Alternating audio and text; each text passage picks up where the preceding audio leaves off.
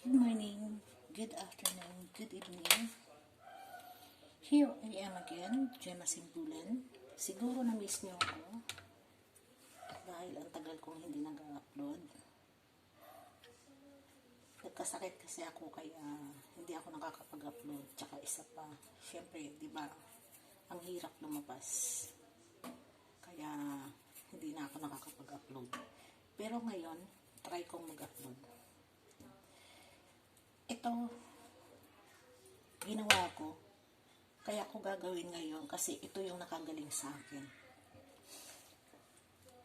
Nagkaroon ako ng ubo, ito yung gamot sa ubo, sipon, sakit ang katawan, sakit ang ulo.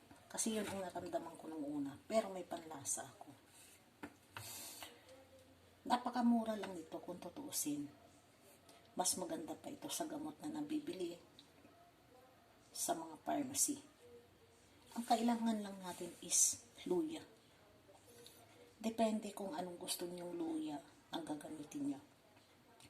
Dahil wala akong luyang dilaw, pero the best sana kung yung luyang dilaw. Dahil wala akong luyang dilaw, ang gagawin ko yung ordinary na luya lang natin na pinangsasahog. Ayan. Binalatan ko na siya.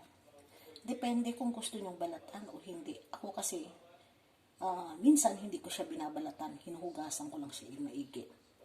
Minsan naman, binabalatan ko. Kagaya ngayon, binalatan ko. Hiwain lang natin siya.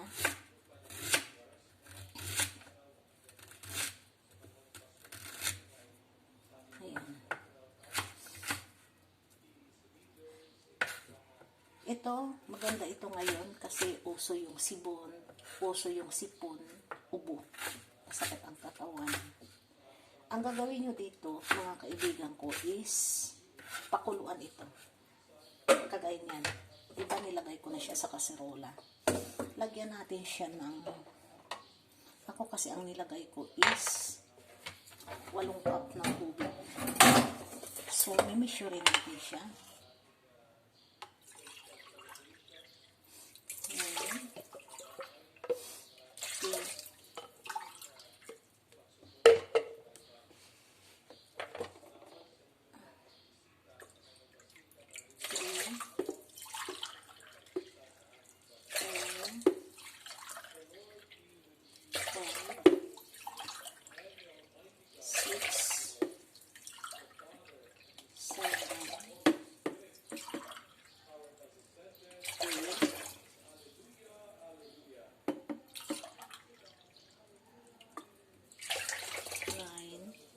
Nine cups.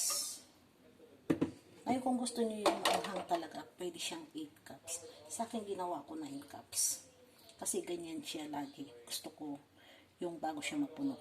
Ngayon ang gagawin natin dito mga kaibigan ko is pakukuluan natin. Pakukuluan natin siya ng mga 10 minutes.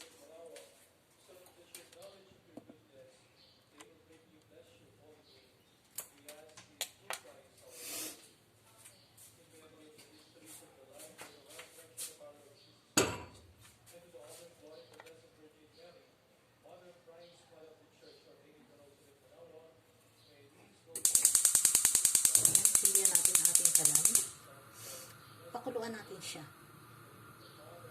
ng mga 10 minutes. After 10 minutes, pwede nyo siyang balikan. Tapos,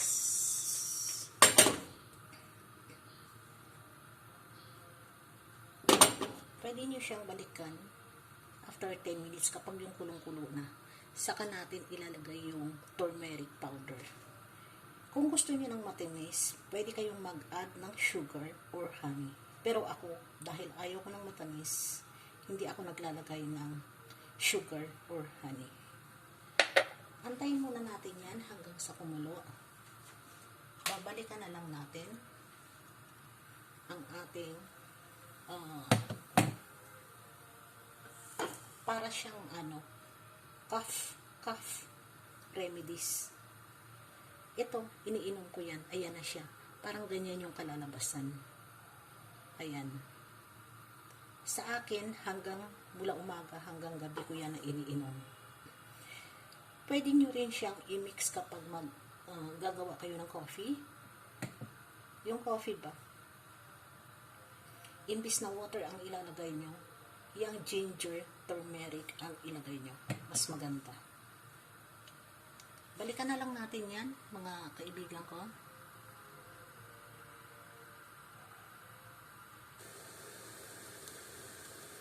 So, mga kaibigan ko, ito na yung ating luya na pinakuluan ng 10 minutes, 5 to 10 minutes. Ang gagawin natin ngayon is maglalagay tayo ng turmeric powder. Excuse me.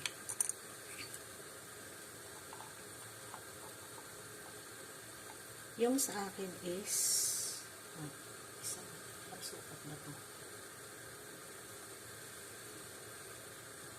1/2 tablespoon ang nilagay ko. Ayan. Ayan siya, nagiging dilaw na ating ginger turmeric tea na remedy sa ating mga karamdaman, yung may mga ubong, sipon. Ito yung the best. Ngayon, pakuluan muna siya natin ng konti. Tapos, kapag gusto nyo siyang lagyan ng lemon, ayan, may lemon ako dito. Pwede nyo siyang haluan ng lemon. Pero kailangan kapag yung papatayin mo na siya. Ako, dahil mag-aalmusal ako ngayon, meron ako ditong coffee. So, ang pinakatubig ko ay yung turmeric din. Turmeric, ginger turmeric tea, kung tawagin. Ayan na siya. Ganyan ang magiging kulay niya. Ngayon, kung gusto nyo ng medyo hindi dilaw na dilaw, bawasan nyo lang yung turmeric.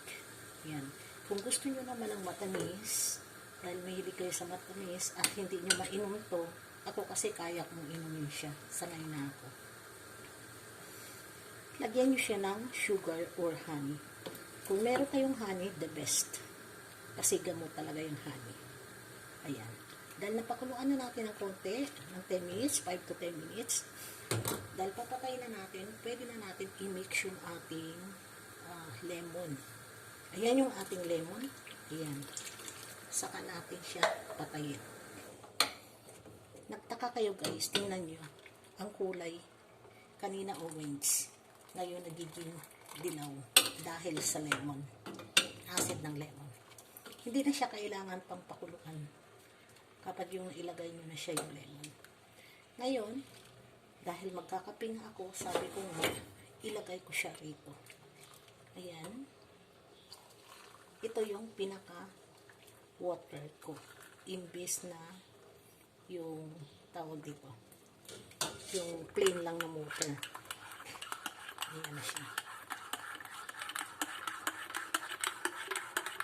Ayan. O paano yan? Hanggang dito lang, mga kaibigan ko. Sa susunod na lang natin pagkikita.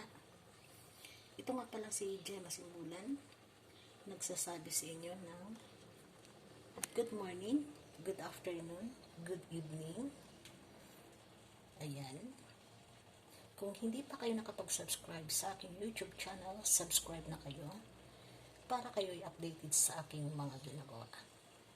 Again, thank you very, very much. And happy Easter Sunday. Keep safe, everyone. Manatili lang po tayo sa ating bahay para hindi po tayo magkasakit. Love you. Bye.